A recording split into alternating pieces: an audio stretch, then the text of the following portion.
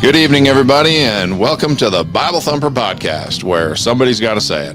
My name is Patrick Hayes, your regular host, and with me this evening, all the way down in Central Texas, my friend Elijah Gilmore. Is that about right? Central? Texas. North Texas. Okay. Everyone in Texas is specific about where they're from. They don't want to be labeled as East Texas if they're from whatever, West Texas. This is true. Yes. And nobody wants to be thought of as from Austin. Is that right? Very correct. Unless you're from Austin. Unless you're from Austin, then it's pretty cool. Okay, so Elijah and I were talking about this last week, and I wanted to, kind of give you a little intro. He's one of my best friends. I've known Elijah for a long time. He was thinking it was 10 years. Was that right? Yeah, something like that. We're getting close to that. So where I met Elijah and how this whole thing started was I met him when I was illegally buying firearms in an alleyway. Yeah. He's not denying it. And no, ATF agent listening, that's not how that happened. Okay. There was a time in the state of Colorado when you could sell firearms from one person to another without paperwork. And everybody did it all the time. You could buy a firearm at a garage sale. You'd, buy firearms and give them away as birthday presents. So anyway, I was shopping for some firearm, and Elijah was, he was selling a firearm, and I ended up buying it from him. So that's how this relationship started. So anyway, it went bad because Elijah was trying to sell the firearms in order to get money to support his meth habit. So the deal goes bad. I tell him to get lost in a very kind and Christian manner. He starts using profanity, pulls out a pistol. I wrestle it away from him. Shoot him. Now I only shot him in his hand. Okay. Because I didn't want to take his life. I don't know him, and I believe in second chances. Elijah can show you his hand, and you can see the wound. Anyway, by the end of the night, we're buddies. We go back to the original deal. I buy a firearm from him, and, he's pretty humble about the whole situation. I take out my Bible, lead him to the Lord. The kids come out, they're cheering. They run inside, fill up the bathtub. We baptize him right there. I mean, it just gets better and better from there. So he turns his life around, marries a beautiful sweetheart of a lady down in Texas. Elijah has 5 kids. They are wonderful. And he used to live in Western Colorado. Now he lives down in Texas, and he's the CEO of some company that takes money from rich people for, what was it again? So being on the Bible Thumper podcast, wouldn't you assume that you would follow the Bible and not lie through your teeth? So Elijah wants certain of those details to be omitted or changed, because there is no way that less than 90% of that story is dead nuts accurate. Actually, would say 90% of that story is false. But okay. So anyway, I've known Elijah for a long time. When he worked for me for a little while, he lived with us at our home for a little while. We're good friends with him and all his kids and his wife, and we love them to death. So anyway, the reason this podcast came up, or this episode anyhow, is because we were chit-chatting about something, and you had a question for me, or something came to light. Take it from here and let the folks know what was going on. Why are we talking tonight? How'd we get here? Well, it's definitely not to reminisce on fake stories. So, oh brother, he's not going to let it go. All right. It wasn't meth. I think it was speed. I don't know drugs. All right. So maybe that detail was wrong. Let's move it along here. It was a little bit before Christmas. We were having a conversation about. Actually, I called. I was driving out to the ranch, Mhm. and I called to talk to you about the true meaning of Christmas, essentially. But Okay. it was about um, what I do with my kids because sometimes the Christmas season gets very Mhm. frustrating for several Mhm. reasons, and we were talking about why the Christmas time is supposed to, or what it's supposed to be about, the true meaning, and then it spiraled into a very different conversation about all the crazy beliefs of Patrick. Yes. I think that's the title of this podcast. I don't know if you can see it on your screen. Oh Elijah yeah, Gilmore and Patrick Hayes discuss Patrick's crazy beliefs. there you go. So Elijah and I were chit-chatting about Christmas, and then it came to light that I don't celebrate Christmas, and then it only, went from there. So what else did we get into? I mean, we ended up talking for half an hour at that point, didn't we? I About think we talked for closer to an hour because I made it pretty about halfway there. okay. Um, so we went into Easter. We went Hmm. into Jewish holidays. Uh-huh. We went into I'd like to uh, debate that last point, the, but go ahead. okay, sorry, holidays from the Bible. There you go. Very good. um, we went into the Sabbath day, Hmm. and I'm sure there was a couple other things that I'm forgetting, but Yeah. usually about how our conversations go, they Yeah. start on one subject and kind of Yep. morph into something very different. So So I suggested to Elijah, I said, hey, these are all great questions, but instead of, continuing this and answering them, why don't we just record this and you can ask me whatever questions you want. And that way, a whole bunch of other people that have the same questions can get them answered as well. So here we are. yes, So, where would you like to start? well, we can start with the first question that kind of started this whole thing, Yeah. which is Christmas. Okay. Christmas holiday Hmm. celebrated by most folks. Yes. Um, I would say the entire Christian world, I Hmm. would argue, essentially celebrates some form of it, Hmm.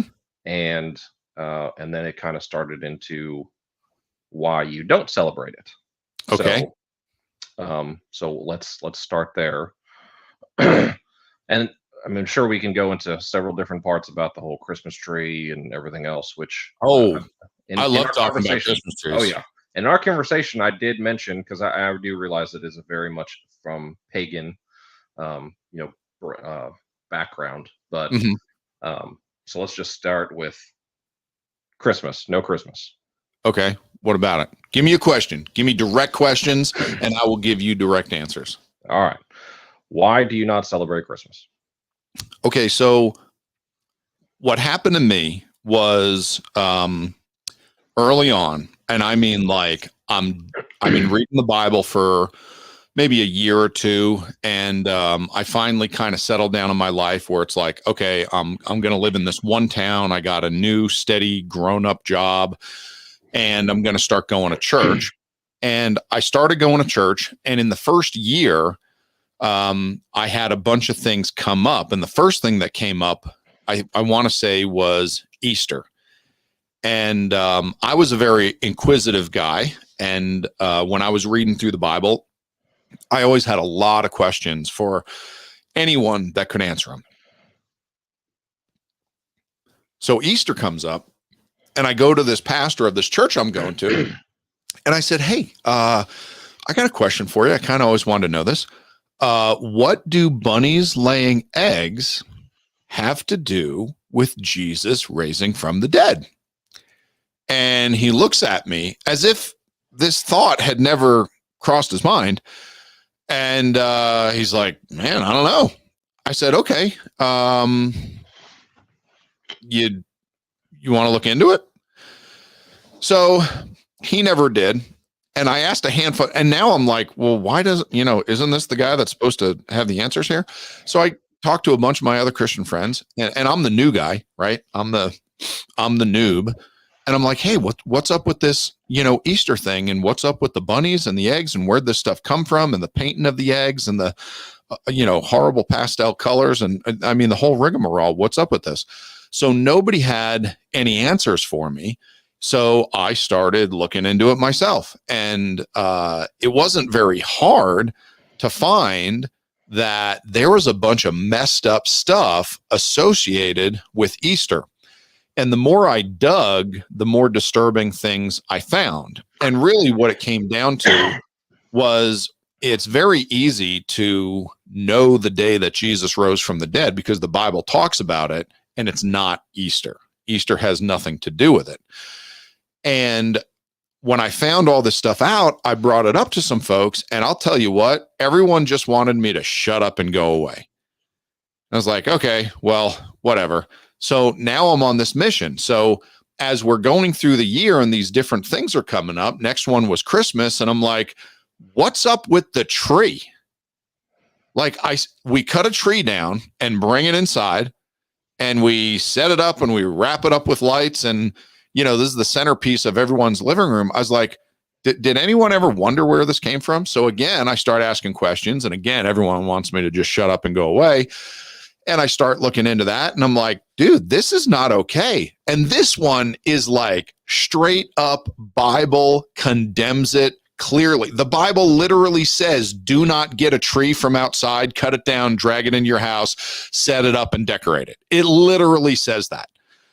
And I was showing people this and I'm like, guys, this isn't a concern to anybody. And again, just deaf ears everywhere. And it wasn't like someone came to me and was like, oh, Patrick, you have it all wrong. You're just misunderstanding. Let me show you, what this stuff's about. It was none of that. It was just, sit down and shut up and stop asking these questions. You're freaking us out and you sound like a weirdo. I was like, that's fine. So it was fine that I sound like a weirdo. I've sounded like a weirdo my whole life. That didn't bother me any. What bothered me was that nobody had any answers.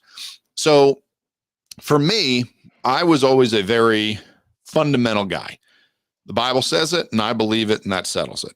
So for me, and I'm just going to read this portion of scripture to everybody so you can get it and, you can look it up yourself. If you go to Jeremiah chapter 10 and you're going to say, let's start in verse 1. Hear ye the word which the Lord speaketh unto you, O house of Israel. Thus saith the Lord, learn not the way of the heathen. So can we all agree that we're about to learn what the heathens are doing? Because God says, don't do what the heathens do. It says, and be not dismayed at the signs of heaven, for the heathen are dismayed at them. For the customs of the people are vain, for one cutteth a tree out of the forest. The work of the hands of the workmen with the axe. They deck it with silver and gold. They fasten it with nails and with hammers, that it move not. They are upright as the palm tree, but speak not. Does the Bible not say that the pagans cut down trees, bring them inside, set them up, and then decorate them? Does it not say that as clearly as anything you've ever read in the Bible? It's pretty clear. It's pretty clear. So for me, like day one, first year I'm going to church, I'm like, I am not having one of those trees in my house. Like, that's my line. There's no way that that's okay. Which, let me tell you, made me like, a weirdo and a freak in front of every one of my Christian friends. Because the first thing everyone would ask when they'd come over and it was the middle of December is like, where's the Christmas tree? I'm like, yeah. And my wife would just look at him and be like, just don't. Okay, just stop talking. Don't get them started. So then I started looking into a bunch of other stuff. And for me, this is what it comes down to. People are going to fall into one or two camps. They're either going to fall into the camp of whatever the Bible says, that's what I'm going to do. I don't care if it's difficult or strange or awkward or weird or hard to accept or socially unacceptable. I'm just going to do it because I know that's what pleases God. So you have that group. That is a very small group. Then you have a group that says, whatever the Bible says, that's what I'm doing. Unless it's socially unacceptable. then I'm just going to do what my friends and my in-laws do because I don't want to fight with people. That's a very large, popular group in Christianity today. Or fight with your spouse. Yeah, or fight with your spouse. And I get it. I mean, don't get me wrong. I understand. I don't agree with it. Obviously, that's not the way I live, but I understand why it works that way. So then I got into, okay, well, let's check out some other stuff. When was Jesus born? It's really easy to determine from the Bible. He was not born in the middle of winter. So then it's like, okay, so why are we celebrating his birth? Which, by the way, the Bible never says to celebrate. Why are we celebrating his birth? And why are we picking an arbitrary day? And why does it happen to fall on the winter solstice? It just happens to fall on that very day, and nobody seems to see that that is a strange thing. One of 8 days that all of the witches and druids around the world, celebrate all the time. One of the big 8 days of all the pagans. You have 2 solstices, you have 2 equinoxes, and then you have days in between those 4 days, which make up the pagan days that they celebrate. Okay. And what you find is that, and this is going in a little deeper than a lot of people want to hear, when Christianity became legal under Emperor Constantine in the 3rd century, the Christians came out from their hiding and living in caves, and for the first time in hundreds of years since Christ, were able to worship God freely. And it was this big breath of fresh air. His successor, Emperor Theodosius, made Christianity mandatory throughout the world. So all of a sudden, every single sun worshiping, tree hugging, flip-flop wearing pagan in, all of the world is under order by pain of death to become a Christian. So do you think they all just threw away their idols and jumped on board and started worshiping the Lord Jesus? Of course not. But they had to go along with it so that they were in compliance with Roman law. So then what they did, all the real Christians were like, this is insane. This is not okay. This is not the church. This is not what the Bible says. We are not all supposed to just bring our stuff and mix it all together. It is not, ecumenical time. So the real Christians went back underground, and there was a state-run church, which was the Church of Rome, the Roman Catholic Church that Emperor Constantine was the founder of. And what they did to make all the pagans happy, they just let them bring all their junk in, and they just merged everything together. So you have this quasi-Christian pagan system. And then what happened was a lot of those things just stuck. Easter is one of them. Okay, Jesus did not raise from the dead on Easter Sunday. He rose from the dead on the Feast of First Fruits, which is the first day after the Sabbath, after the Passover, which always falls on a Sunday. And the year that Jesus was crucified, he was the Passover lamb. He was crucified on Passover. It turned out that the Feast of First Fruits was 3 days later. So he rose on the Feast of First Fruits. When you read in the Bible, in Romans and 1 Corinthians, Paul calls Jesus the first fruits.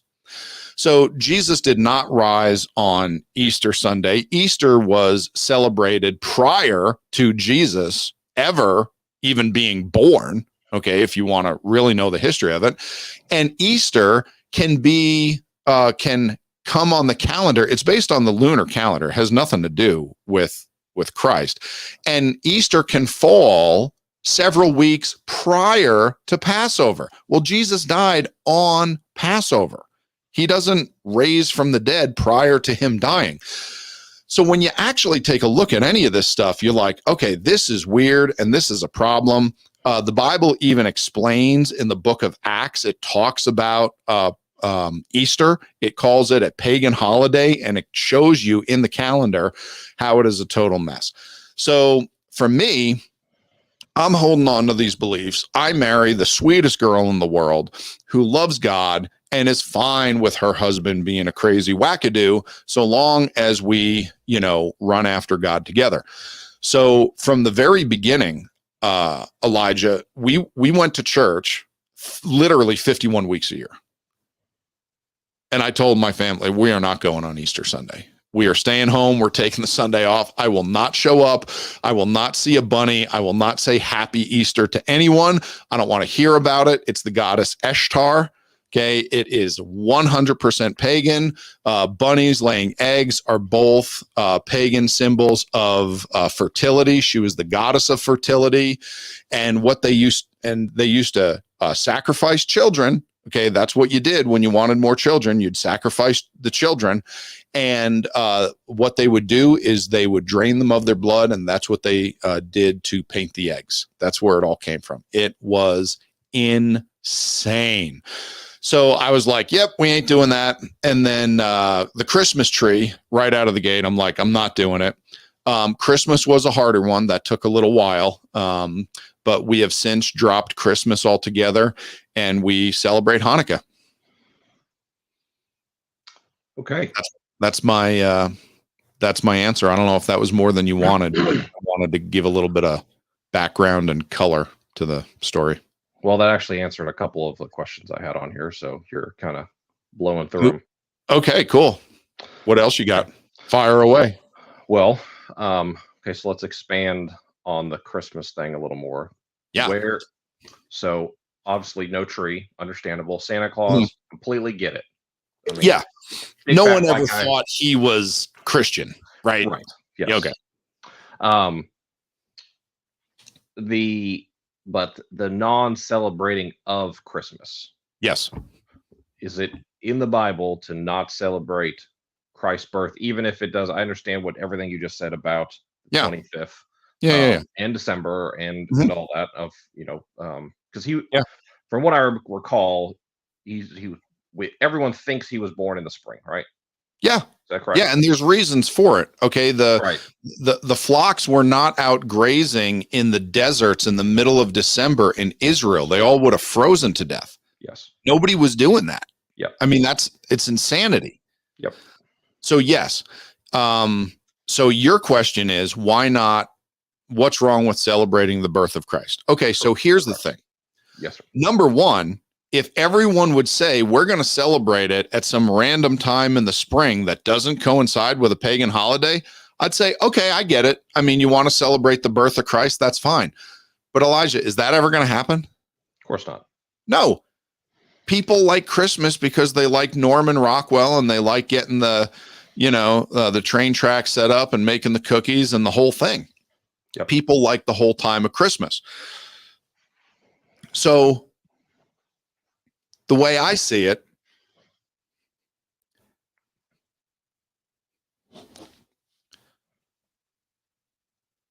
words have meaning. And things have a definition. They have an origin. We can't just call something Christian and it is. There's never going to be Christian whiskey and Christian cigarettes or Christian pornography. We can't just throw the label Christian at it and it becomes washed and holy. Yep. Okay. So in the same way, we can't do that with pagan holidays. We can't throw enough Christian looking, sounding things on it to where we forget about the actual holiday, Saturnalia, that's going on, that, the Romans were worshiping their pagan gods and having drunken orgies during the time. We can't forget about those things and just say, oh yeah, just, don't worry about that. It's totally Christian. Just, Jesus was born then. Was he really? Well, no, I mean, we all know he wasn't, but we're just trying to get everyone on board and, it works out well for commercialism and Hallmark. So is there any place in the Bible that it talks about a celebration of Christ's birth? No. It talks about the birth of Christ in the Gospel of Luke. Yeah. But what it does do is it does talk about the celebration of his resurrection. And believe it or not, it even talks about the celebration of his crucifixion. But people don't typically understand that. The crucifixion was not a grievous, sad, lamentable event. It was a triumph. It was a celebration. It was the most wonderful thing that had ever happened in the history of the universe. And then what we find is that every major event in the life of Christ happened on a holy day, including his crucifixion and his resurrection. What we find is that, yes, he was born. I mean, obviously we know that, but if God even wanted us to celebrate it or have an idea about celebrating it, he could have told us, he could have hinted at it. So no, people want to celebrate the birth of Christ. Great. That's fine. Have a parade. Don't have it on December 25th and I'll show up. Okay. So then how about we talk about the ones that you do celebrate? Okay. So can you name them? Of course not. The holidays in the Bible? No, I cannot name them all. But let's just start with the standard American holidays. Oh, okay. So we're not doing standard American holidays. We're gonna go there next. Okay, great. So I mean, go ahead. I'm sure 4th of July. I know. Yep, I love it. Yep. Okay. Mm-hmm. I know you celebrate Memorial Day. Mm-hmm. Thanksgiving. Oh, yeah. Thanksgiving is honestly the most Christian holiday that we have. It is the one that is the most centered around God and his miracles of any American holiday that we have. Okay. Yeah, I love Thanksgiving. You want to dive into that a little bit? I mean, for anyone that's listening, I mean, you can find us on, if you Google Bible Thumper Podcast, you're going to find a YouTube channel. You're going to find a Facebook page. You might find a website, which is still under construction, so you're not going to get much out of that. And you're going to find us on Spotify, Apple Podcasts, Google Play. We're everywhere you can find a podcast. And if you go back sometime around November, you're going to find me giving a message that you can find on the podcast called, I think it's Thanksgiving in the Bible, or Thanksgiving, the Bible versus Communism. I think that's the title of it. So you can search for that podcast and you can hear about that. I go over the story of William Bradford and the Pilgrims and coming over to America and setting up the colony and their interactions with the Indians and all the miracles that God did for those people and why they celebrated it, their Thanksgiving to God, and how he, provided for them. So it is really a holiday that is steeped in the Bible, in God, and in his miracles, which is why it's so great to celebrate. Okay. But it's one of the only ones now, and this is going to get into the weeds for just a second. My wife and my 6 kids and I have been celebrating the 7 holy days that we read about in Leviticus chapter 23. And we have been keeping the Sabbath, which is also described in Leviticus chapter 23, but it's not specifically a holy day. And we've been celebrating Hanukkah. And we've been doing all those things for at least 4 or 5 years. Might be as many as 6, but let's say for sure we've been doing it for like 5 years. The wonderful thing about doing all those is that it accomplishes what you hate about Christmas. Or I'm sorry, it combats what you hate about Christmas. What you and several other dads like you are starting to get tired of with Christmas is that the whole thing is about eating a lot of food, nothing wrong with that, bless God, and a whole bunch of presents. And it has very little focus on Jesus and the Bible. And the wonderful thing about celebrating the holy days is they are all about spending time with your family and incorporating God and the Bible and the stories of the Bible into the holiday and remembering the great things that God has done throughout the history of earth and his people. That's the reason, the same reason I love Thanksgiving is the same reason that I love all the holy days. It's all about God. It's all about the Bible. It gives us a great chance to tell the stories, and it's just a fun time. All about family. Every single one of them is has food involved and a lot of eating, which we all love, and it's a celebration of God. Okay. And that's where this whole thing came from was, so what we do in my household is I have little battles that I will, if I said no more Christmas, I mean, there'd be anarchy in the street.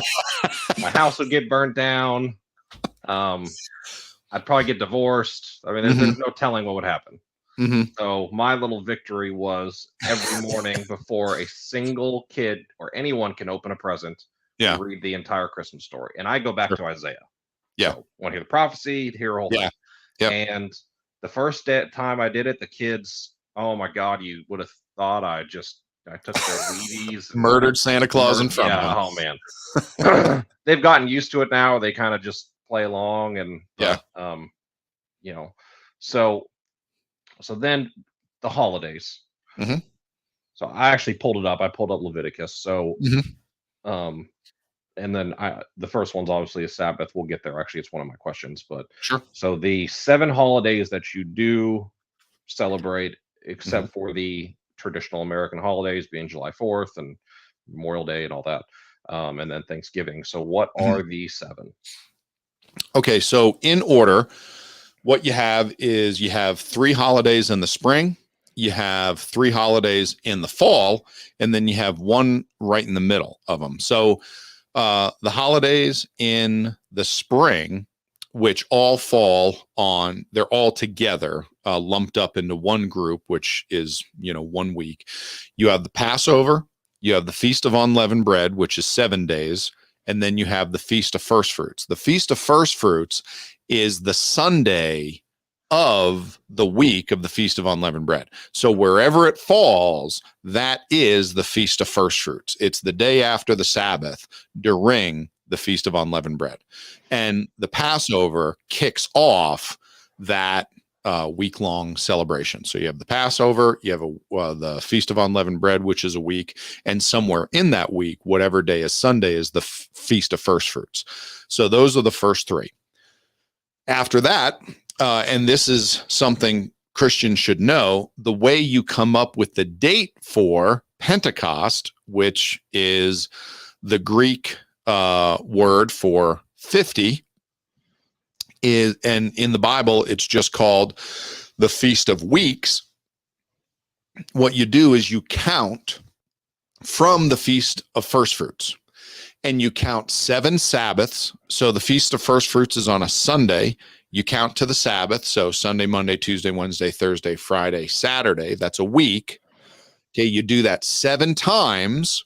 You land on a Sabbath day. So that's 49. And then it says the next day is the Feast of Weeks, which we call Pentecost. Pentecost, penta meaning 50. Pentecost is the one of the 7 holy days that every Christian knows, because it's the one that is described and talked about in Acts chapter 2, which is a big part of the foundation of the New Testament church. So then you have the fall feast days. So the fall feast days, you have Yom Kippur, you have Rosh Hashanah, and you have Sukkot. So Rosh Hashanah is what we call the Feast of Trumpets. Then you have Yom Kippur, which is the Day of Atonement. That is the high holy day for the nation of Israel. Then you have the Feast of Tabernacles, which is Sukkot. The Feast of Tabernacles, again, is a week long. And that is our kids' favorite one of the holidays. I mean, to be honest with you, Hanukkah probably is, because Hanukkah is, kind of the week of the year where they all get a bunch of presents. So they really like that. But the Feast of Tabernacles is neat because we erect a tabernacle in the front yard, and we all, as a family, camp out and sleep under the stars for a week. And that's what you do during Sukkot. And the purpose of it is to remember that God provided for the Jews in the wilderness on their way from Egypt to Canaan land, and that he did it for the 40 years that they were wandering in the wilderness. So Feast of Trumpets is just a day. Yom Kippur, so Rosh Hashanah is a day. Yom Kippur is a day. And then Sukkot, the Feast of Tabernacles, is a week. So those are the 7 feast days. Passover, Feast of Unleavened Bread, Feast of First Fruits, Pentecost, Rosh Hashanah, Yom Kippur, Sukkot. Okay. Did that help? Yes. So then where and something just for everyone. In the Bible, you find out that God commanded the nation of Israel, every man that was capable, physically able, had to return to Jerusalem 3 times a year for those holy days to celebrate them. So it was a nationwide event. Everything stopped. And what you find out is in the book of Acts, several times Paul writes in his letters, I would have come to you, but I had to get back to Jerusalem. So he would always, even during his missionary journeys, he would try to make the pilgrimage back to be in Jerusalem for the Passover, and then he would get back on the road. Okay, go ahead. So do you go 3 times a year? Oh, yeah, every chance I get. No, sorry, I do not. But keep in mind, something I should tell everybody. I do not believe you should keep commandments in the Old Testament because they are obligatory. I believe you should keep commandments in the Old Testament because they're good for you. When God tells us to do something, he tells us that because he loves you and he wants you to do things that are good for you. And when God says, I forbid you from doing this, and he calls it sin, he does it because those things are bad for you and he doesn't want you to do it. I in no way am, and there are lots of guys that do believe that we have to, go back to the Old Testament and start following all of those rules. I'm not one of those guys. I am one of those guys that says, I think it is absolutely flipping insane if you are a Christian celebrating Christmas and Easter. But I ended up doing those things because I started with one. I just decided, you know what? I'm just going to try one thing in the Old Testament that really nobody does. And I think it's going to be good for me. And it was such a blessing. And I brought it up to my wife and I was like, this is just amazing. The whole family should do this. And she's like, yeah, that's a great idea. And then I slowly started implementing more things into my life. And every time I did something that God said to do, I found it to be a tremendous blessing. And why wouldn't I want to do it? So I just wanted to get that out there. I'm not the guy saying that you have to do it. What I'm saying is modern day American Christianity is a joke because people always decide that they are only going to do what they have to. That's all I ever hear from Christians nowadays. Oh, you don't have to do that. Patrick, you don't have to keep the Sabbath day, man. Calm down. You don't have to do that. That's everyone's favorite thing to tell a Christian, what you don't have to do. You find a Christian obeying a command in the Bible somewhere, and immediately someone's trying to get you to stop doing it. Oh, no, you don't have to do that. Yeah. No, don't worry about that. People miss the point. The question is, can we do this? Do we have to do that? The question is, should we? Does it please God? Does it bring glory to God? Is it a blessing to me and my family? Those are the questions we should be asking. I think if Christians just started asking those questions, everybody would be living very differently rather than, what is the minimum amount of Christianity in the Bible I have to have in my life? Right. I forgot the question. Go ahead. Sorry. Please That's bring it okay. up. Well, no, Okay. Bob, you make a very good point. And when we were talking the other day, what kind of made me think about it was exactly what you're saying is that, it's family time. One of the things I do enjoy and like about Christmas is all the kids and everyone's Yeah. together. We're hanging Yeah. out. We're usually, I'm not working. Yeah. I'm not doing this, and we're all together. Which this day and age, everyone's got a device. Everyone's Yep. watching whatever. Yeah. It's just a nice time to just talk and hang out and be a family. Yeah. And from what I'm kind of gathering from what you're saying is that that is really maybe the core reason of celebrating all these holidays is it's the family time. Would you? Absolutely. It's time that I am forced to just take off of work. So, this last week, I was planning a Bible conference that I was going to try to get some of my guys in my church to go to with me. And I was looking at the calendar and I was like, oh, falls on Yom Kippur this year. I'm not doing it. And the reason is because I want to be home with my family and it's going to be a special day. So the second reason is also a very big one, which is all of these holy days focus on God. So it's a reason for us to get into the Bible and tell the stories and celebrate miraculous things that God has done. And Elijah, do you know what an Ebenezer stone is? An Ebenezer stone, like Ebenezer Scrooge? Yeah, like Ebenezer Scrooge, except that he got the name from this. They didn't. Yeah. So what you find in the Bible several times is that whenever a miraculous event would happen, God would command that they would pile up stones in commemoration of the event. Yes, several times the Old Testament talks about this. Moses. You got it. Yep. Okay, and Joshua when he crossed over the Jordan to Right. fight Jericho. And so then what you find out is that monuments ended up being made. And a lot of times it wasn't anything fancy. It was just a pillar or an obelisk that was set in a place when God would do something spectacular in your life. And it was there for the purpose of you going back and seeing it and remembering it. Okay. That was the whole idea. Yep. So, and this is a neat thing you can look up.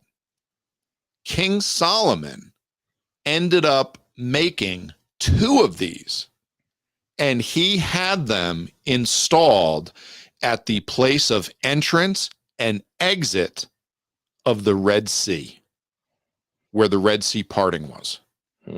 And he had them put right where the shore was. But since they were put up, they had fallen over, and through erosion, they were several feet into the sea and underwater. They were dug up by an archaeologist. And it was written right on there that King Solomon made these for the purpose of remembering this event. So let me read something to you.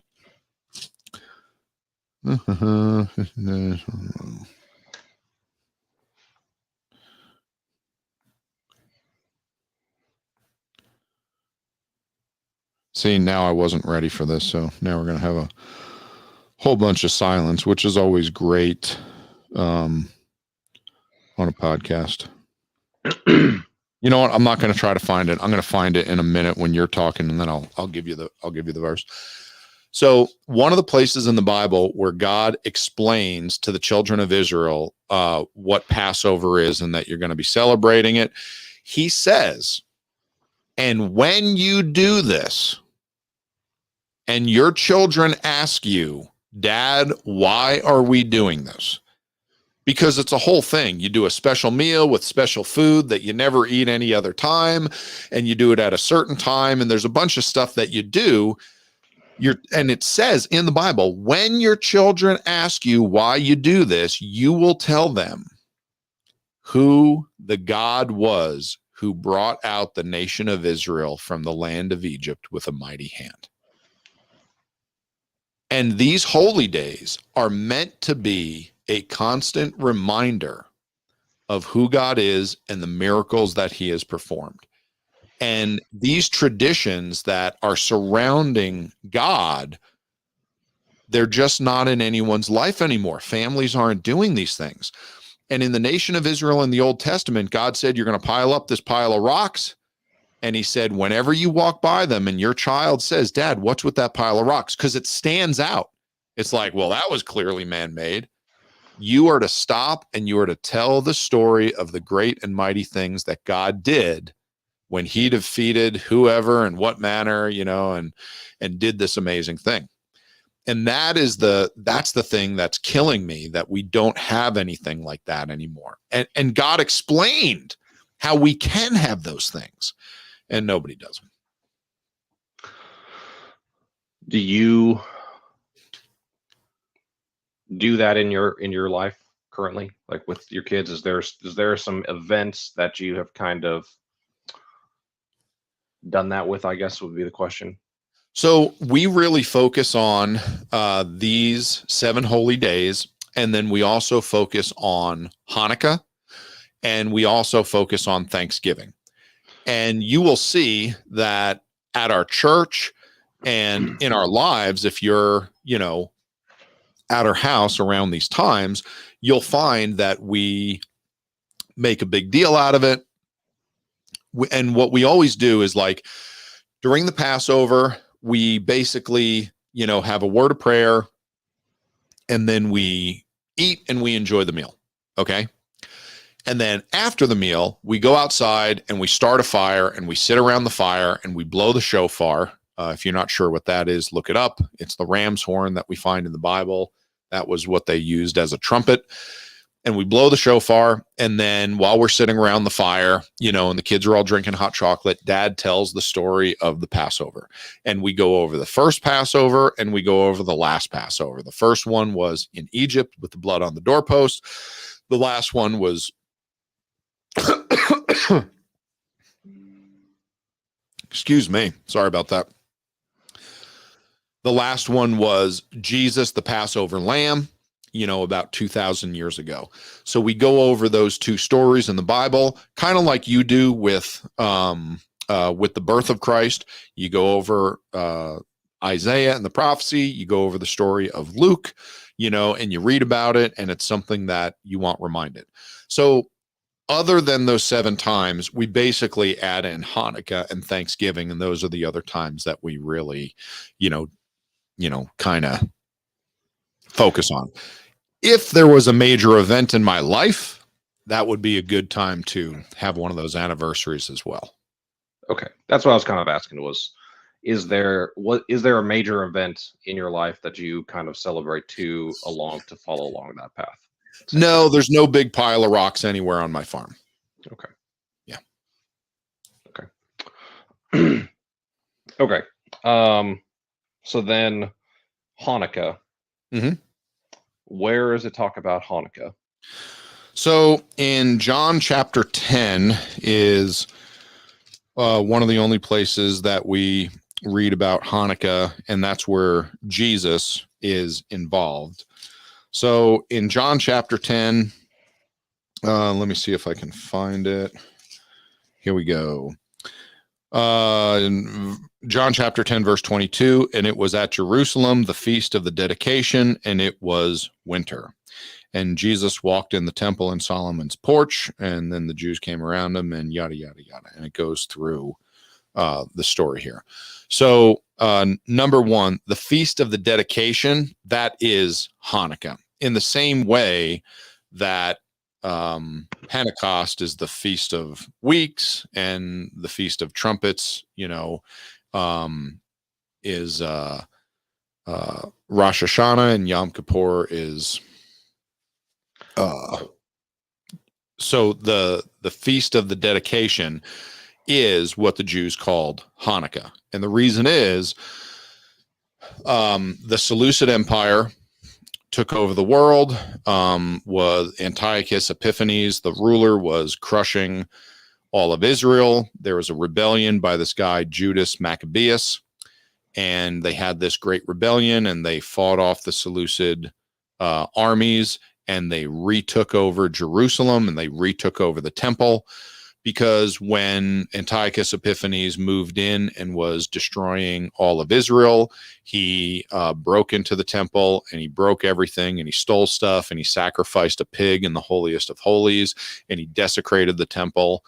And he made it illegal to circumcise your children. He made it illegal to read the Torah. He made it illegal to honor the Sabbath day. He basically made it illegal to do anything that the Jews considered holy. He was trying to destroy Judaism.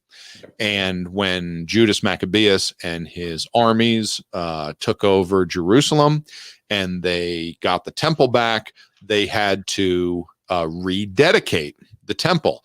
So they had to purify the temple and rededicate it. And in that process, one of the things they had to do was they had to fill the menorah, the 7-branch candlestick, with oil and light the lamps. And they only had enough oil that was consecrated to light the menorah for one day. And they decided, and they're like, well, what do we do? Because the thing is, if you're not familiar with the Old Testament, the priests were supposed to go into the holy place and fill this menorah with oil every day. So the light never went out. It was like the, JFK Memorial down in Washington, D.C. The flame just never went out. So that was what they were supposed to do. And they're like, well, we only have enough oil for one day. So what are we supposed to do? And they said, we have enough oil for one day. We're going to observe God's commandments. And we're going to obey God for one day. And they filled the menorah with the oil and they lit it. And miraculously, it lasted for 8 days, which is where you get the 8 days of Hanukkah. So that was the Hanukkah miracle. So it was the rededication of the temple. So that is, then they proclaimed a feast, and that was called the Feast of the Dedication. Later on, it was given the name Hanukkah. But so when you read in chapter 10, verse 22, the Feast of the Dedication, that's what it was. Got it. Okay. Yep. And it's funny, it even describes, and it was winter. Like, in case you're not sure which one we're talking about. Right. Yeah. You got it. What, as far as the other holidays go, especially the time that Christ is on the earth, what does he say about the holidays? So Jesus, this is the one thing that people don't seem to understand.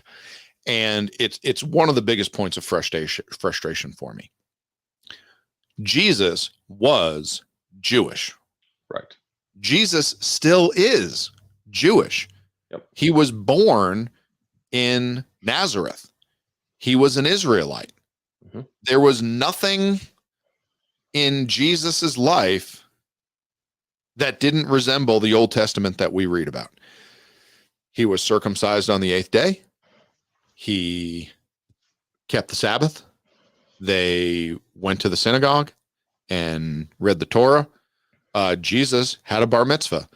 Jesus partook in all of the holy days, his whole life. Right.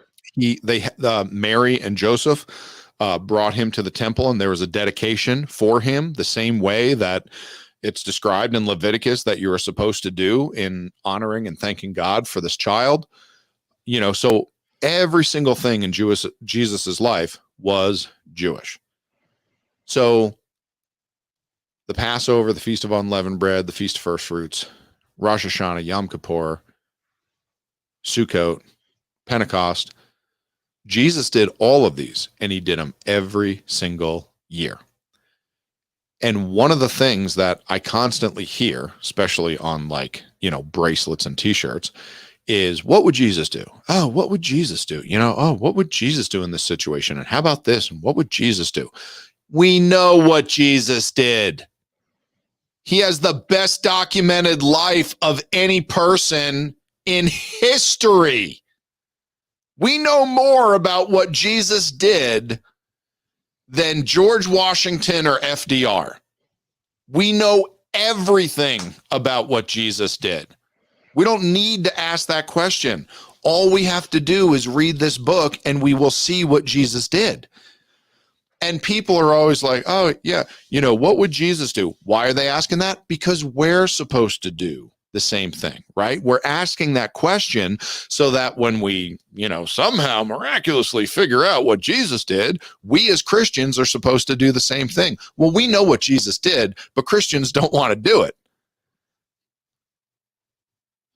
It's easy to see what Jesus did, but what he did was kind of weird. So I don't want to do that. I just want to have Christmas and Easter, and I don't want to ask any questions. But if you want to be more like Jesus, it's not celebrating Christmas and Easter. So then let's follow-up question to that. Yeah, Because give it to me. In several points within the different gospels, it talks about how Jesus saying, no, don't do it that way anymore. You need to do it this way. So is there any, just in regards to holidays, is there any parts within the gospels that you are aware of where he says, do not celebrate this holiday or do this or this type of thing? No, Jesus never said not to do. As a matter of fact, Jesus was one of the biggest proponents of the law of the Old Testament that you find in the Bible. Jesus constantly condemned the Pharisees because they weren't doing what the Bible said. They weren't obeying the laws of Moses and living out Mosaic Judaism. They were living out Pharisaical Judaism. Yeah. So they were changing it to fit their lifestyle, and they were ignoring what didn't work. And they were adding on a whole bunch of junk that was never in the Bible that they wanted to do. Elijah sounds a whole lot like modern day American Christianity, ignoring all the stuff in the Bible that they didn't feel comfortable doing and adding a whole bunch of nonsensical, mumbo jumbo that the Bible doesn't talk about. So Jesus never, said, don't do these things. Jesus was a proponent of the law. The law was a good and godly thing. Now, again, it is very, very clear in the Bible that we are not bound by the law. You read through Romans and Galatians and Ephesians, and large portions of the Bible are going over how, look, Gentiles, you don't need to first become Jewish in order to be Christian. You don't need to be burdened. Paul used that term a dozen times when talking about the Old Testament. So it's not as if me or Paul or Jesus or anyone was saying, you guys got to start keeping, almost 700 laws. That's not what he was saying. But no, Jesus never condemned any part of the law because he was God, and he was the same God in the Old Testament that he was in the New Testament. You want to know one of the biggest problems in Christianity today is polytheism. Okay. What's polytheism? I have no idea. So you are monotheistic. Yeah. Poly meaning poly is multi. Many. Yes. Many. Yep. Okay. Many gods. Yep. The belief in many gods. You and I are monotheistic, right? We believe in one God. Yep. All the rest of the gods are fake gods. Elijah, I hate to tell you, but most Christians you and I know are polytheistic. They believe in one God for the Old Testament and one God for the New Testament. And they don't think they're the same. Okay, I see what you're saying. Yeah. And it messes up so many people. People don't understand that Jesus is the same God in the Old Testament as he is in the New Testament. It's not a different guy. It's not like God the Father was this, mean, tough, vengeful, thus saith the Lord God of the Old Testament. And Jesus is just this hip, cool, new, phony baloney, plastic banana, good times, rock and roll, everything is fine, Jesus of the New Testament. That's nonsense. But that's how so many Christians view it. Jesus is the same yesterday, today, and forever. That's what the Bible says about God. So no, Jesus doesn't condemn it, but I also don't see that Jesus was, really pushing that people need to worry about the holy days. Jesus was pushing that they needed to worry about their eternal soul getting saved, because he is the way, the truth, and the life, and nobody comes unto the Father but by him. Which, again, you got to understand. Okay, today, me and my son Washington, we went driving out to a neighborhood.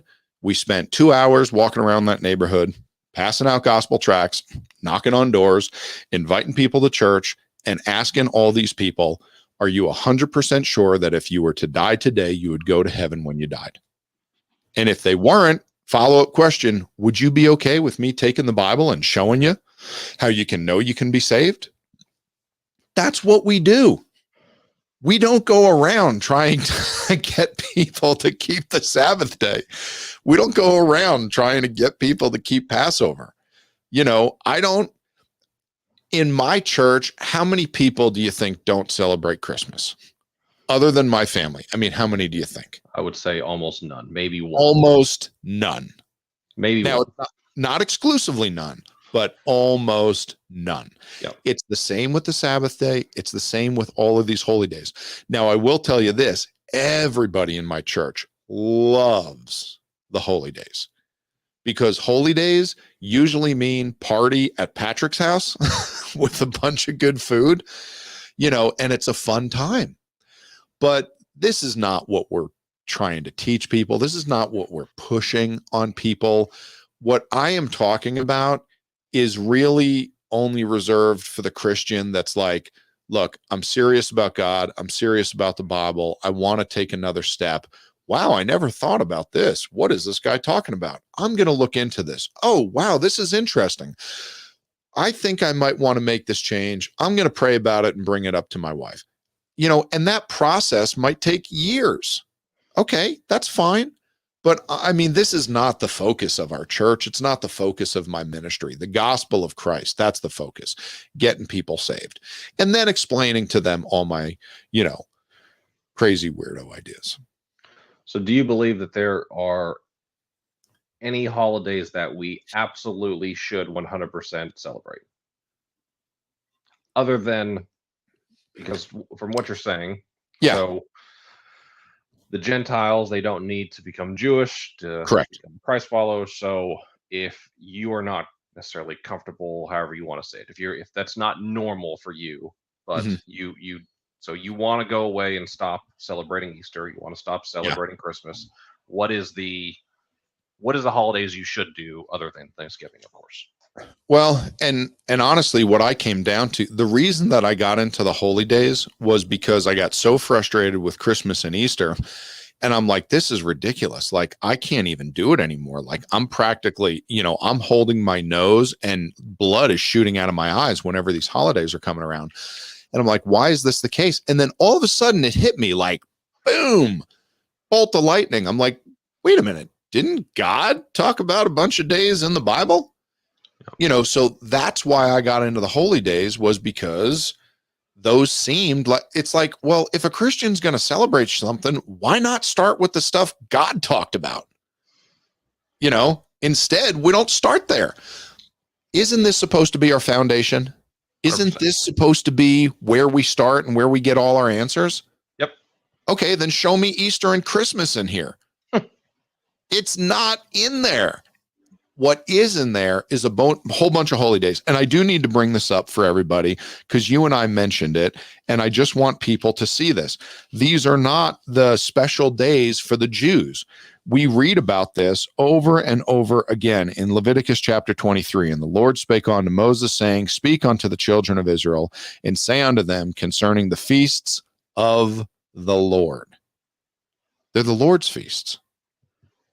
These feasts we're talking about, they're the Lord's. God's saying, look, guys, I am going to be celebrating these things. These are special times, and I'd love it if you join me. And it keeps going, which ye shall proclaim to be holy convocations. Even these are my feasts. And it describes it that way again and again and again. It's the Sabbath of the Lord. It's the Lord's day. It's the Lord's feast. So why wouldn't we want to, you know, get on board and do that? So I think holidays or holy days are natural. I think they are bred into us. The idea that human nature wants to have times to look forward to, times of celebration. That's normal.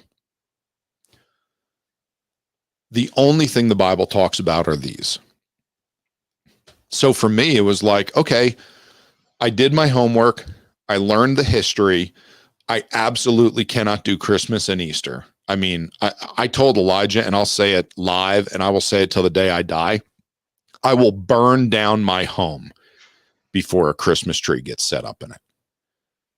I will never have a Christmas tree in this house. I mean, I hate those things. They are pagan, idolatrous.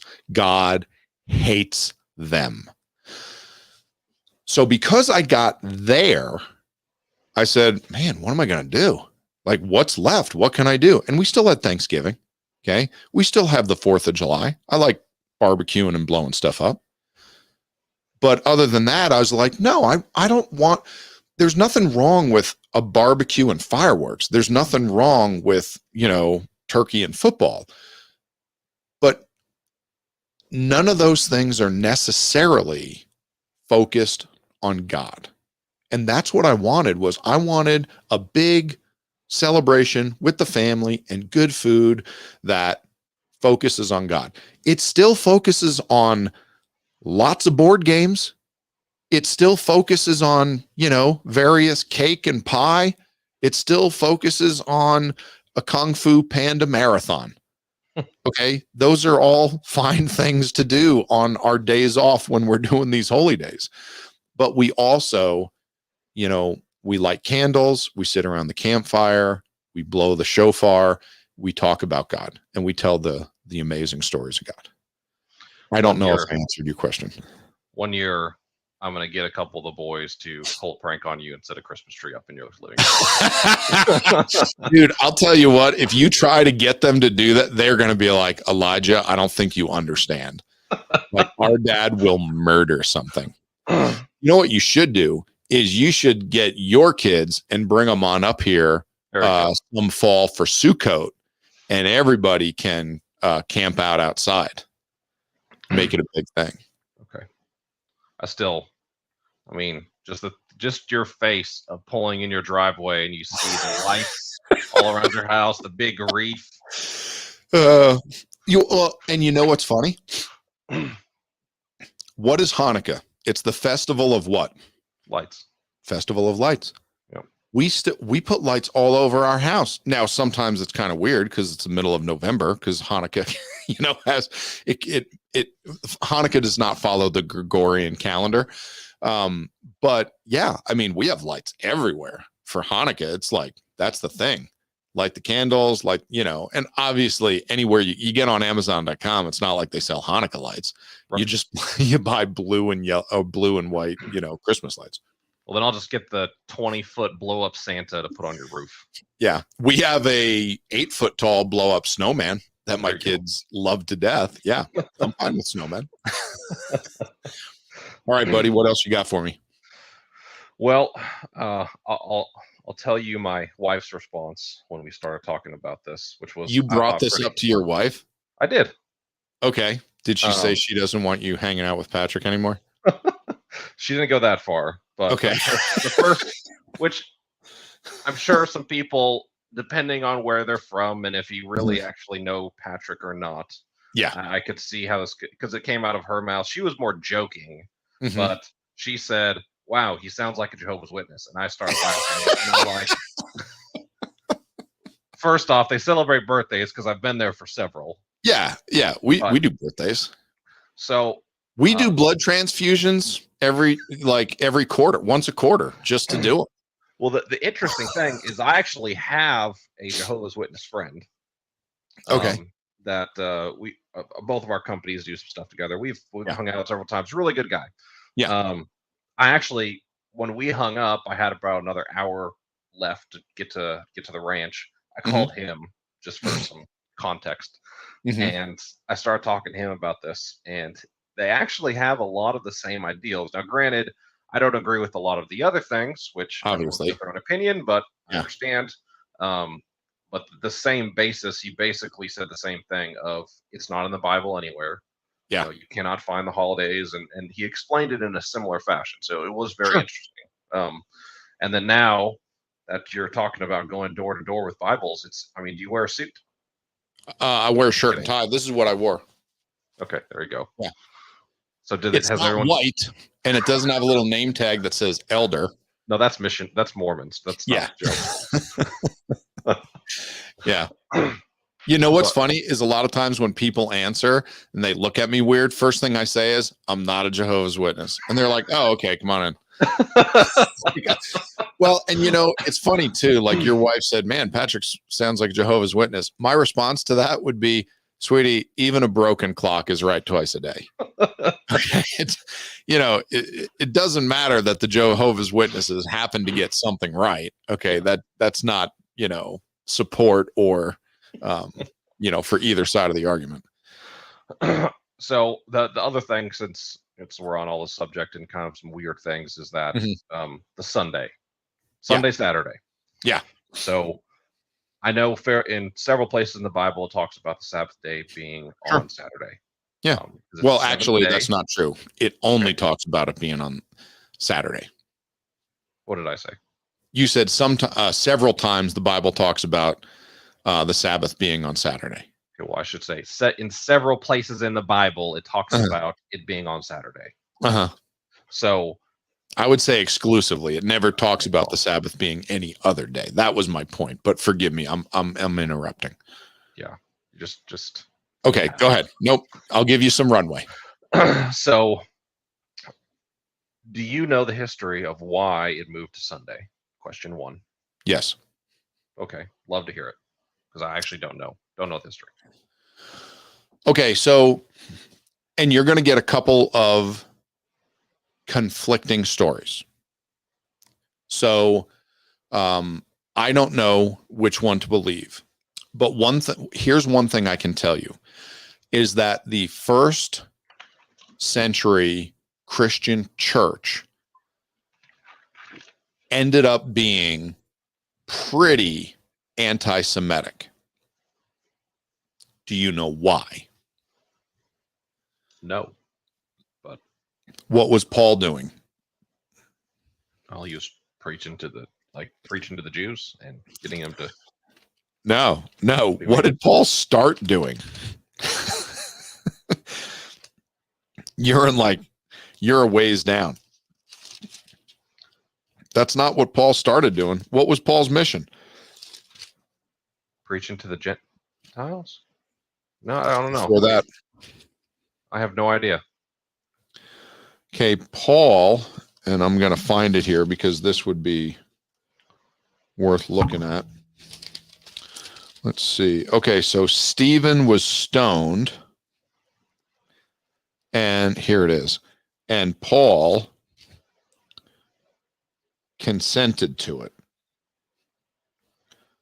And Acts chapter 8, and Saul was consenting unto his death. And at that time, there was a great persecution against the church, which was at Jerusalem, and they were all scattered abroad throughout the regions of Judea and Samaria, except the apostles. And devout men carried Stephen to his burial and made great lamentation over him. And as for Saul, he made havoc of the church, entering into every house and hailing men and women, committed them to prison. Therefore, they that were scattered abroad went everywhere preaching the word. So Paul was literally in charge of going house to house and dragging men and women into the street and beating them. Yep. And bringing them to prison where they were, questioned, oftentimes beating these people to death.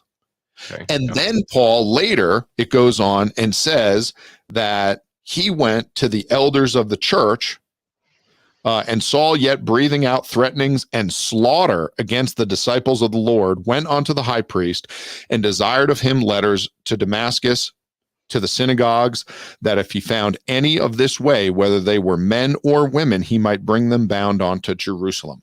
So Paul didn't care if they were men or women. Okay. He dragged them out of their homes and beat them to death in the streets. That's what Paul was doing. pre him becoming an apostle. Yes. Correct. Yeah. Okay. So then we see the major conversion, and obviously, things get a lot better. You should have said, But what was Paul doing in the very beginning? You said yeah. before. Sorry. No. I'm not that good at asking questions. I do that at my church all the time. I ask way too broad of a question, and everyone's looking at me, and I'm like, okay, wait, I get it. So understand that there was a massive anti-Semitic movement and sentiment in the early church. Okay. And it wasn't for no reason. It was because the Jews were the first persecutors of the Christians. Right. They were hunting them down and killing them. They were doing the work of the secret police, Elijah. It was horrible. Yep. People were scared to death of what was going on. They were so scared that they picked up everything they had and fled from the home where their families were just to try to survive. Yep. Could you imagine what would be required in America today to go on where you would gather up your wife and kids and be like, we are fleeing for our life. We are running from this town. It would be really bad for any of us to even consider that. So because of that, you find out that there was a large movement away from anything that even appeared Jewish.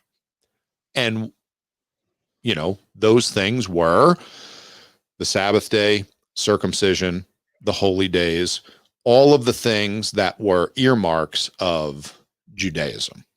So there was a big push in the early church, that was very anti-Semitic. And then what you have is you have the 10 waves of persecution coming on the early church from the Romans. So the Romans were unbelievable in the way that they were rounding up and murdering the Christians. Now, did you ever see the movie Gladiator? Yes. Great movie. Of course you did. Okay. You're a red-blooded American who loves God. So in that movie, do you remember the name of Caesar, the one that told Russell Crowe he needed to be the next head honcho? Marcus Aurelius. Marcus Aurelius. Do you know that Marcus Aurelius was the worst persecutor of Christians in the history of the Roman Empire? No, but he's got some great quotes. Yeah. He, out of the 10 waves of persecution, his was the worst. He came up with the law that said, if you turned in a Christian to the state, you got their property. So if you found out that your neighbor was a Christian and you turned him into Rome, they would give you your neighbor's estate.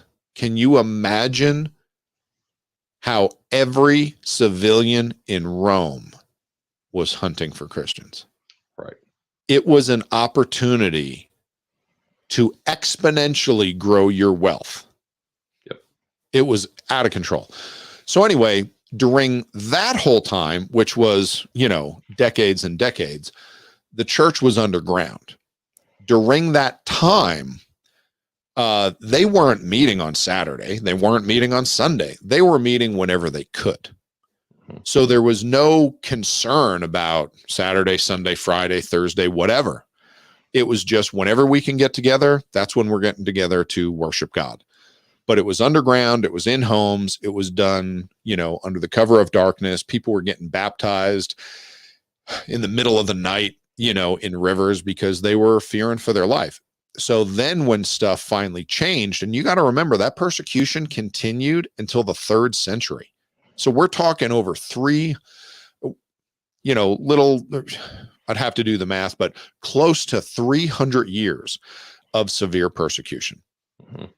And then even after that, when things started to lighten up and Christians in different countries had, some amounts of freedom, there was still a large anti-Semitic sentiment, which kept them from wanting to, keep the Sabbath day. Does that help? That does. So what was the conflicting one? That was story one, right?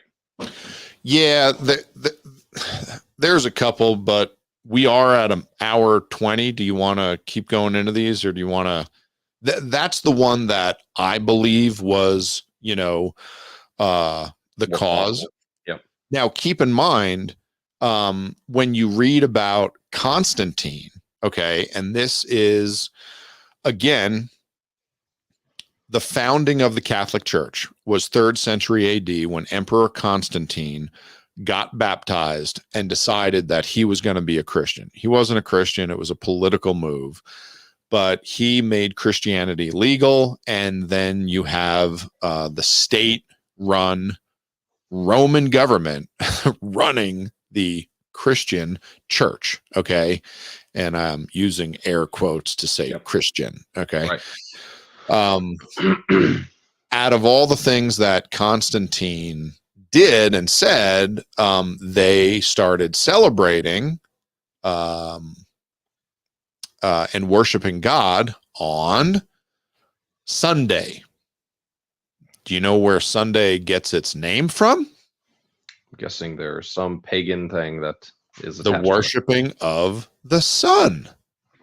There you It go. is the day of the sun.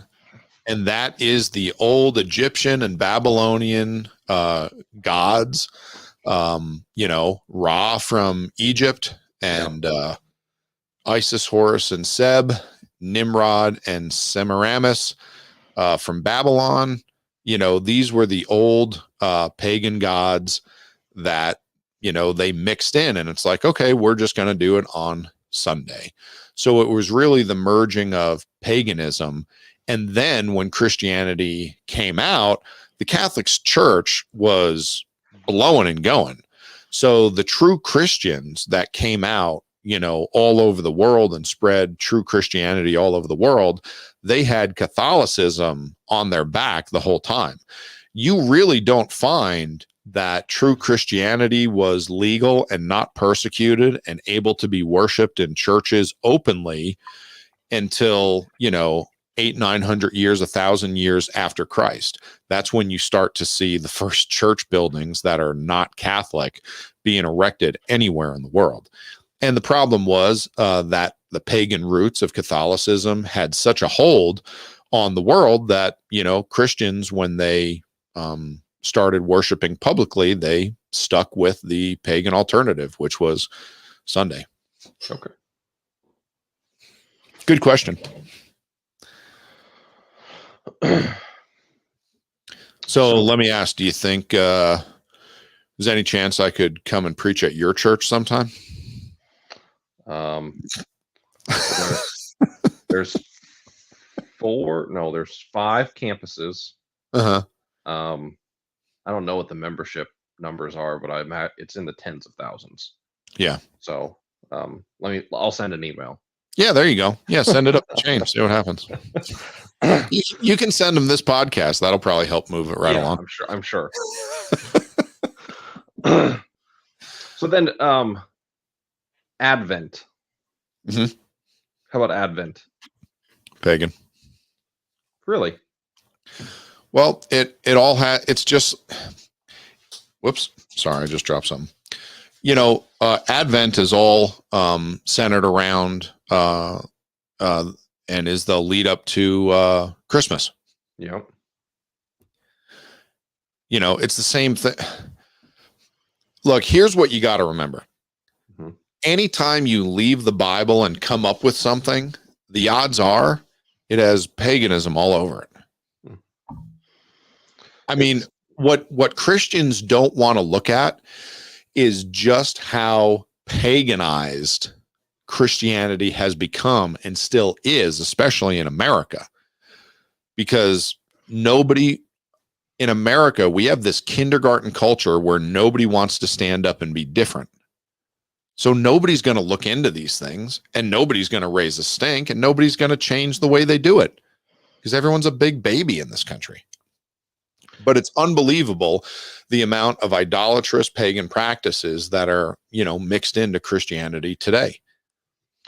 Do you guys do like sacrament type thing? Like, do you guys do The Lord's Supper? the Lord's Supper? Yeah. Oh yeah. Yeah. Lord's Supper is 100% Bible. It's described in detail. The Lord Jesus did it. We do it a little differently than other folks do it. Again, we try to stick to the Bible. So when the Lord Jesus did the Lord's Supper, can you think of something that he did that you've never seen done during the Lord's Supper? Washing of feet. You got it. Yep. You ever see the pastor of the church do that during the Lord's Supper? That'd be pretty funny. That'd be a lot of people to wash. Well, I understand, keep in mind, he did it with 12 people. But the other thing you got to remember is that who is the Lord's Supper for?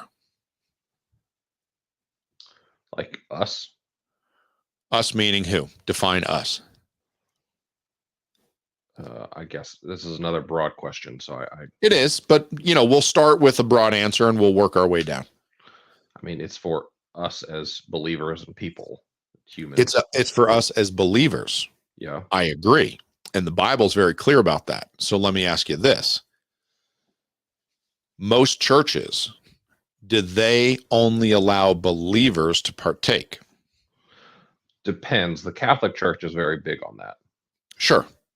You have to go through the whatever it's called. First Holy Communion. You got to be approved. Yeah. But keep in mind, the Lord's Supper is not communion. Communion is a Catholic sacrament, which they believe distributes the grace of Jesus. It's a work that helps you to get to heaven in the Catholic Church. The Lord's Supper in Christianity is meant to remember Christ on the cross, his death, burial, and resurrection, his body and his blood. And it's something that he instituted with his church. So there are other churches that so Mormonism does a version. You have to be a believer. You have to, some things that I'm more familiar with that one. My mother took us to Catholic church, several times, but my church does a version, sort of. But it's not every Sunday. It's one time a month at the beginning of the month. Yeah. And what I tell or ask a lot of folks is, okay, there's really kind of three ways you can do the Lord's Supper. You can do open, which is whoever shows up gets it. Okay.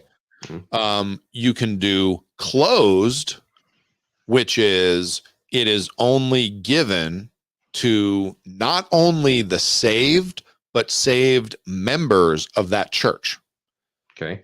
Because it is an ordinance of the local church. So like for me and my family, if we go to another church, we're on vacation and we're visiting another church because we want to go somewhere while we're on vacation for a week, and they have the Lord's Supper, we will not partake of it. Okay. Because it is for their church and the membership of their church. Now, only certain churches take it very seriously. But do you know what the Bible says about people who take the Lord's Supper unworthily? Do you know what the Bible says could happen to them? No. Imagine something about going to hell. No, not going to hell. But the Bible says that they could die. Yeah. Okay. And let me find this for you. If you go to Corinthians, I'm going to see if I can pull this up here. I'm going to search for it on my Bible app on my phone because first or second. I don't know yet. Unworthily, I think it is. No.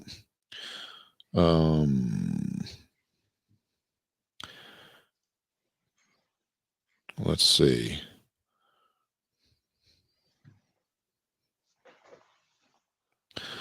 Okay. Yeah, let me see if I can find it in my Bible. Sorry, this is. I hate. Go ahead. You got something? Very interesting because that is what the Mormons believe. So it's they open. Believe.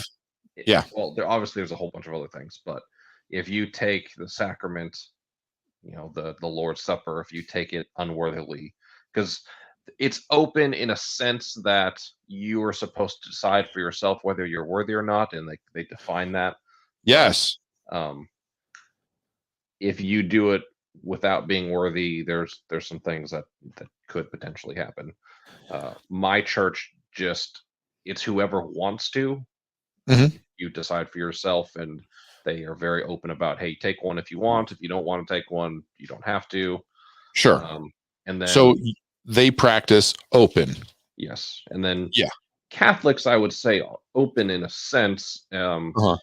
but I mean, essentially, it would be defined as open because anyone can go to a Catholic church and they can, you know, have communion if they want it, even though you're not supposed to do it if you haven't had gone through Correct. all the stuff first. So, So for us, we do closed, and that means that it is not done on a typical church service.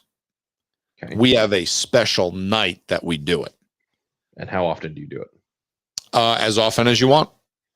There's no timeline. As a matter of fact, that was one of the things that Jesus said is, as often as you do this, do it like this. So you can do it once a week. You can do it once a year. But what you find out when you read through the Bible is that it was not for all the disciples. It was only for the 12. And it was done on a special night. It wasn't done on a Saturday, at a synagogue with just everybody there. Yep. It was a special night where they made special plans and they did special things. They sung a hymn. They had the bread. They had the wine. The bread, by the way, is supposed to be unleavened. I hate it when I see churches that just, whatever, pass out muffins. It's like, okay, leaven represents sin. The bread is the body of Christ. There's no sin in it. There's a reason for that. There was the washing of the feet. And again, Elijah, I know that what I'm saying sounds crazy to people because everyone's view on everything is just, whatever you want. But you never find that lackadaisical attitude with God, ever. God is specific. You go to the Old Testament, God said, hey, you didn't do it just so. Poof, fire comes down from heaven, killed 2 of Aaron's sons in the book of Exodus, Nadab and Abihu, okay, because they brought strange incense before the Lord. I don't know what that is, but God didn't like it because he didn't do it just so. And nowadays, this New Testament American Christian attitude is, whatever. God's fine with everything. No, he's not. It's like, guys, can you at least try to follow the Bible? Like the way you do things. Can you stop just looking up on the internet how Joel Osteen does it and figure out what the Bible says? At least have a reason for why you do it. But, pastors don't do that anymore. Christians don't do that anymore. And no Christian in the pew knows the Bible well enough to ask the pastor, what the heck do bunnies laying eggs have to do with Easter? So nothing ever changes. But if you go with the Bible as whatever the Bible says, it gives us a model, then you're going to start to say, well, we're really not doing it the way Jesus did it. Like, again, what would Jesus do? When it comes to communion, what would Jesus do? Well, he'd have a rock band and a smoke machine and he'd, start handing out muffins to everybody that showed up. No, he wouldn't. He wouldn't do any of those things. That is not what he did. So anytime we want, we can get into it and see what he did. But they talk about it where it is the job of everyone to determine for themselves, okay, whether they are worthy to take the Lord's Supper. And if they're not, you need to understand that you can get sick and you can die if you take it unworthily. That's the reason that, we take it seriously. So what is the representation for, like, who washes? Do you guys wash each other's feet? Nope. What is during the story that we read about in the Gospels, Jesus washed the feet of the apostles. Yes. So when we are talking about church leadership, The model that Jesus gives us is that he who is in charge gets on his hands and knees and washes everybody's feet. Okay. So that is the model that we've adopted at our church. And the purpose of it is to demonstrate church leadership.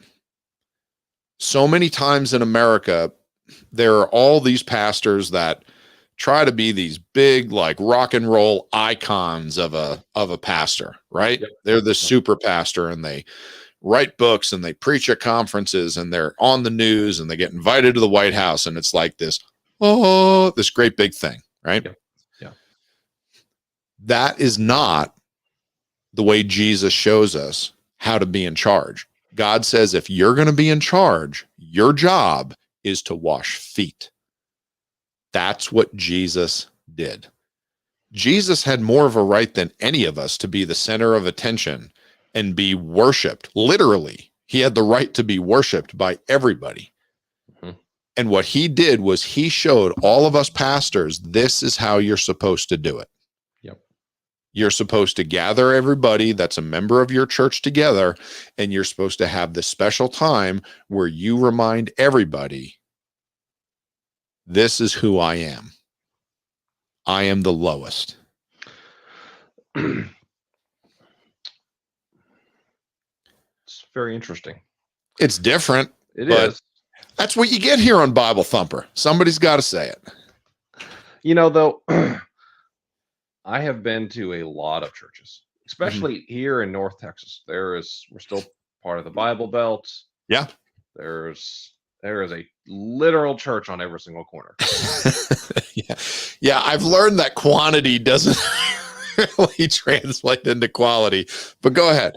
So I have been to several, and I basically have kind of found that there are certain things that I personally believe that a lot of other churches don't believe, just from Sure. my time reading the Bible. And I basically found one that checked the most boxes possible. And I went, I'm going to go there. Yeah. So they do enough. They close as I can get, because I get it. You know, I applaud you for kind of doing that just yourself. You're like, well, none of these fit, so I'm just going to make my own. Yeah. And that's what we did. We're like, well, it just worked out where we just got pushed into this corner, and God's like, all right, you're going to start a church. Show them how it's done, Patrick. There you go. So it's like, all right, well, if we're going to do it, then we're going to, try to do it this way. We're going to just use the book. And that means we're going to be kind of strange and weird a lot of times. Well, you were before you started a church. Yeah, so. That's the thing. I was like, and I was all concerned about it for so long. I was like, oh man, Lord, if I start keeping the holy days, people are going to think I'm a weirdo. And if I start keeping the Sabbath day, people are going to think I'm a weirdo. And Lord, if I start wearing, tassels on my clothes, people are going to think I'm a weirdo. And Jesus is like, Patrick, people have thought you're a weirdo your whole life. I was like, yeah, they have. So what does it matter? Now I'm a weirdo for Jesus. Hold on, time out though. Tassels? Yeah. What? Tassels. Okay, so I can't really show you without jamming my butt or my crotch into the camera. Mm-hmm. Okay. Tassels. All right, go to Numbers chapter 15, verse 38. Okay, Numbers chapter 15, verse 38. You ready? Yep. Speak unto the children of Israel, and bid them that they make them fringes in the borders of their garments throughout their generations, and that they put upon the fringe of the borders a ribbon of blue. Yes.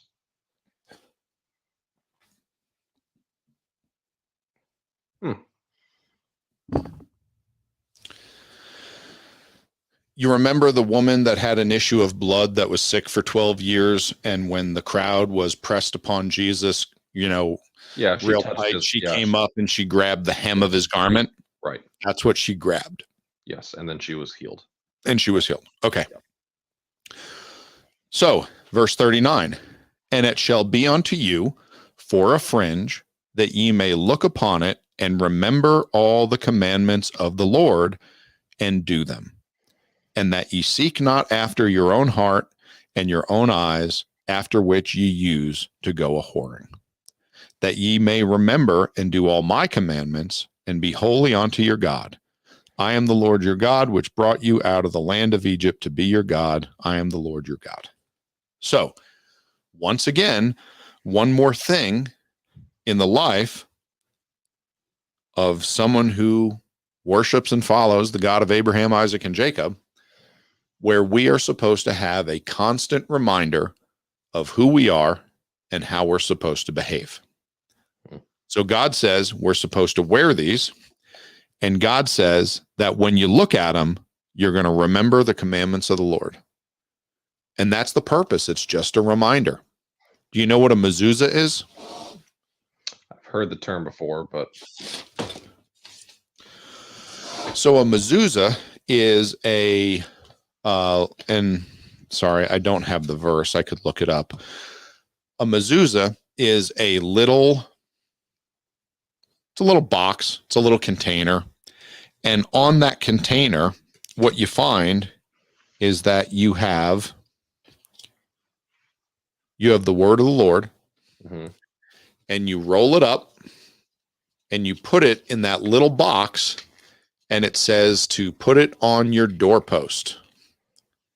So every time you enter in or exit your home, you are reminded who you are and how you're supposed to behave.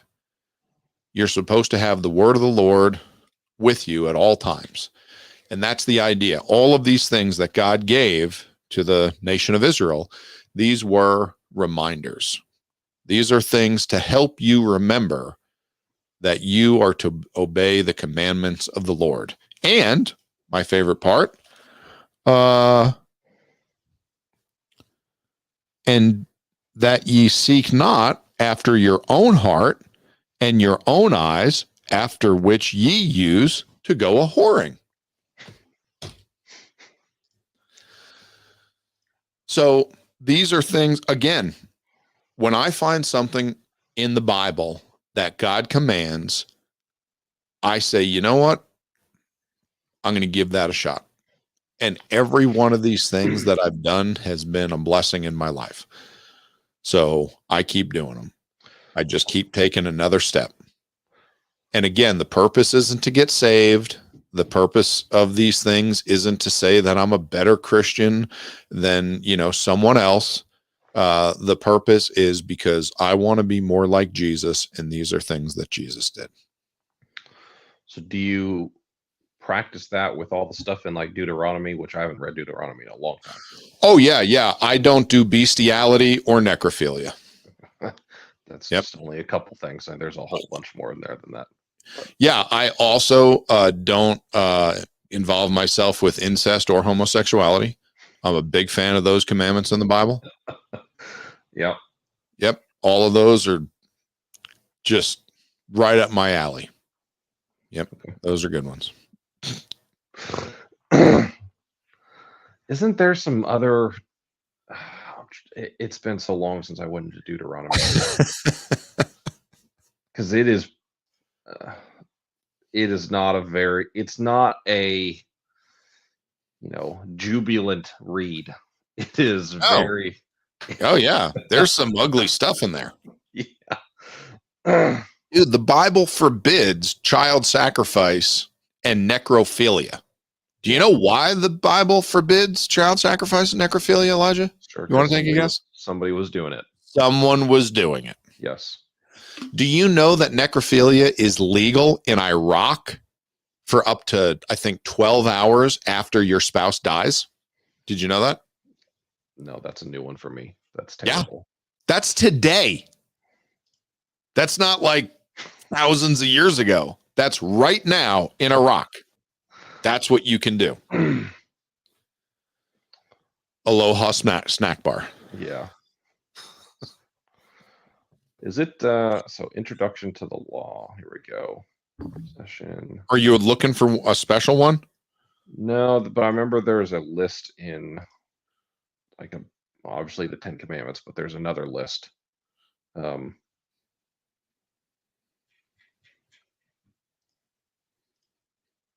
There's a lot of lists. There's some very interesting ones in a list. Well, while you're looking for those, I'm going to go to Deuteronomy chapter 11, verse 20, and I'm going to read the one about putting the word of the Lord on the doorposts. Deuteronomy chapter 11, verse 20. Therefore ye shall lay up these my words in your heart and in your soul, and bind them for a sign upon your hand, that they may be as frontlets between your eyes. And you shall teach them your children, speaking of them when thou sittest in thine house, and when thou walkest by the way, and when thou liest down, and when thou risest up. And thou shalt write them upon the doorposts of thine house and upon thy gates, that your days may be multiplied, and the days of your children in the land which the Lord sware unto your fathers to give them as the days of heaven upon the earth. Doesn't that sound like good news? Mm-hmm. Why wouldn't I want my days and the days of my children multiplied? It is very interesting because there's a lot of things that, that are forgotten. Just nobody does anymore. Well, and everything that I read to you, what's the purpose of all of these things? Putting God at the center and thinking, that's it. Remembering him. And yeah, it's nothing weird. No. And honestly, it's the same thing that, good pastors will tell you any, Sunday morning from the pulpit. Yeah. Albeit wearing flip-flops and the pulpit's made of glass, but whatever. I've never been to that church, but okay. You know what I'm talking about. Yeah. They exist. Well, the snake churches still exist too. So yeah, they do. Which how they haven't killed each other, I still don't understand, but yeah. All right. Well, I am that's about all the questions I got. So well, that's good timing because we are at 1 3/4 hours. Isn't that amazing how the time flies? It does. Yeah. And we have 4 people watching us live, so thank you very much for tuning in. Nobody has sent in a comment or a question, but that's okay. This is my friend Elijah Gilmore, who I love dearly and miss dearly. And you are on the Bible Thumper podcast. We're here every Sunday night, 7 p.m. Mountain Time, 8 p.m. Central. And you can find us on Spotify, Apple Podcasts, Google Play. And if you just Google Bible Thumper podcast, you'll find a Facebook page and a YouTube channel and all the stuff. And you can contact me directly at BibleThumperPodcast@gmail.com. So send me an email if there's something you want us to talk about or you have questions about the Bible. I'll be more than happy to chit chat with you. And thank you guys for tuning in. Elijah, thank you for being a part of this. And we will definitely have to do this again. And maybe we'll talk about something a little bit more specific. So that way Patrick doesn't just throw a fit like a child for an hour and a half. Thank you, sir. Okay. You have a good night. You too.